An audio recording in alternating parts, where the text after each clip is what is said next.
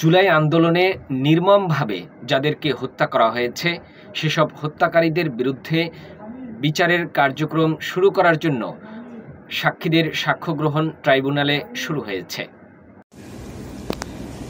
জুলাই আগস্টের গণ অভ্যুত্থানে রাজধানীর চাঙ্কারপুলে শহীদ আনাস সহ ৬ জনকে হত্যা মামলায় তৃতীয় দিনের সাক্ষ্য গ্রহণ শেষ হয়েছে।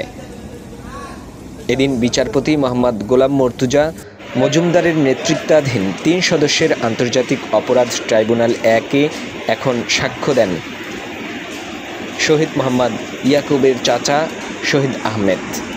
এর আগে সাক্ষ্য দিয়েছেন ইয়াকুবের মামা রহিমা আক্তার। এরপর সাক্ষ্য দেন শহীদ ইসলামুল হকের ভাই মোহাম্মদ মহিদুল হক। এর আগে গত ২ দিনে শহীদ আনাস ও শহীদ জুনায়েদের বাবা এবং একজন কলেজ শিক্ষক সহ মোট ৩ জন সাক্ষ্য দিয়েছেন। সবাই শেখ হাসিনা সহ জুলাই হত্যাযজ্ঞে জড়িতদের যথাযথ বিচার ও সর্বোচ্চ শাস্তির দাবি জানিয়েছেন আদালতের দেয়া তাদের জবানবন্দিতে। অপরদিকে বিচারপতি নজরুল ইসলাম চৌধুরী নেতৃত্বে ট্রাইব্যুনাল ২-এ আশুলিয়ায় ৫ মরদেহের সঙ্গে জীবিত একজনকে পোড়ানোসহ ৭ জনকে হত্যা মামলায় অভিযোগ গঠন থেকে আসামিদের অব্যাহতির আবেদনের ওপর শুনানি চলছে। এদিন বেলা 11:30টার দিকে শুনানি শুরু হয়। এই ২ মামলায় গ্রেপ্তার থাকা ১২ জন আসামিকে ট্রাইব্যুনালে হাজির করা হয়।